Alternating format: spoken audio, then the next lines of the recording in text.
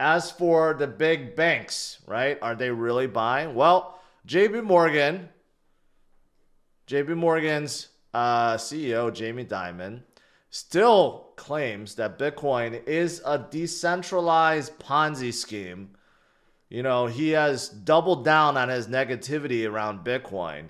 Yet it was just determined that, yeah, they bought Bitcoin ETF. Like, you have to, I don't even get this. Like, it's like you're hunting down, you're looking through code or something, right? But people found they did buy Bitwise's Bitcoin ETFs.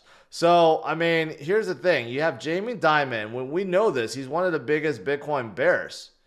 He's been saying nothing but negative things about Bitcoin for quite some time, but yet his bank now bought Bitcoin ETFs, have offered Bitcoin everything, Bitcoin custody, Bitcoin even trading, Bitcoin advisory service. Like, their financial wealth division does offer Bitcoin and Bitcoin spot ETF to their clients. I mean, they're in tune. They're one of the partners of BlackRock.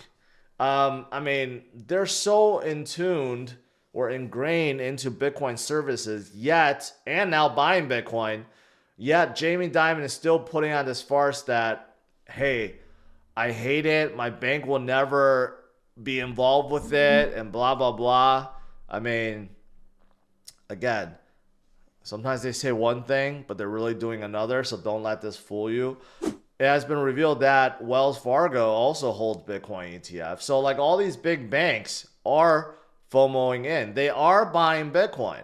Like I said, even though short-term retail investors are kind of worried about short-term volatility, but these big banks, big financial institutions, they are not. They are continuing to buy behind the scenes. The big boys are buying, right? So you got to follow what they're doing because they're planning on something. They're not just buying because they're like, oh yeah, let's just try it. No, they have a plan. They want to make big bucks and they kind of know that this is the future. Why would you want to miss out now? Everyone's feeling that FOMO, fear of missing out, right? Especially seeing what MicroStrategy has done and how their stock has performed over the last 4 years. I mean, everyone's feeling it, right? And this is proof because now these guys have to reveal. Okay, there's like some kind of law that says, you know, people that are holding on to the ETFs have to reveal. And now we're seeing some of the biggest companies on the planet reveal that they have bought Bitcoin spot ETFs, and banks are among them. And here's the other thing that's really funny about JP Morgan.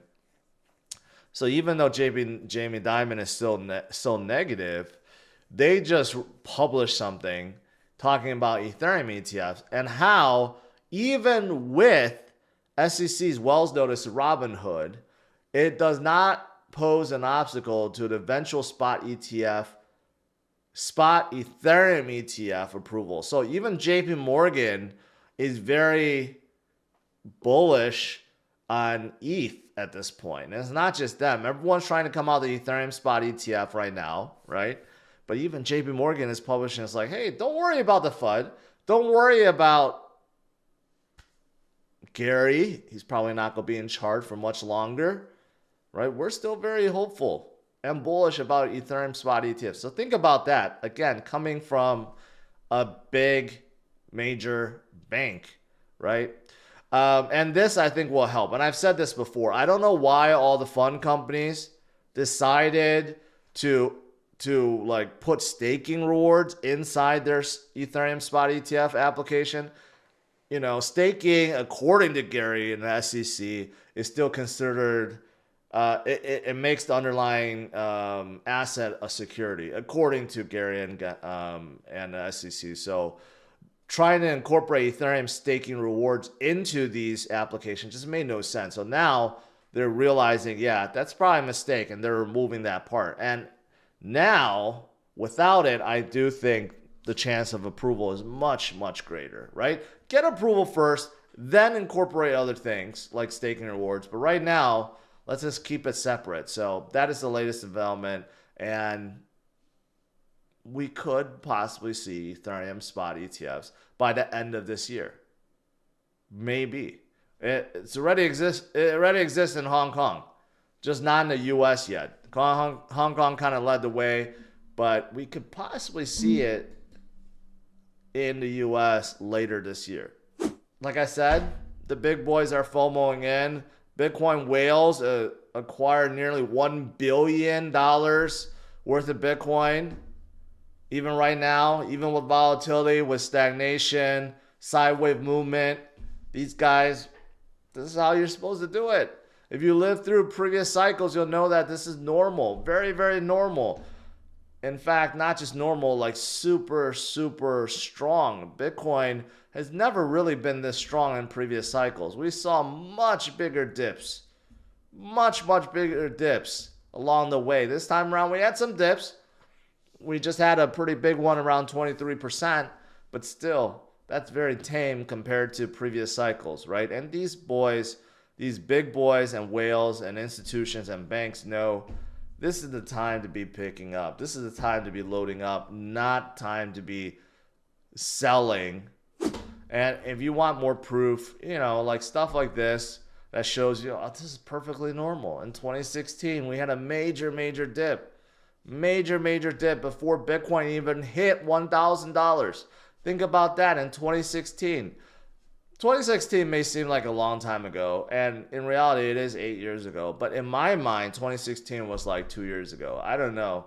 Maybe because I've lived through this for so long and I've been in crypto for so long. I don't know. Like 2016 to me seems like it was not that long ago. But, it is 8 years ago. Whatever. But 8 years ago, Bitcoin was still below $1,000. So again, I've lived through that, and a lot of you guys, again,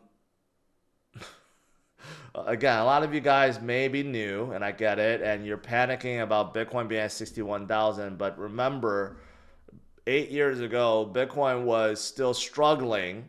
Okay, look at it in 2016.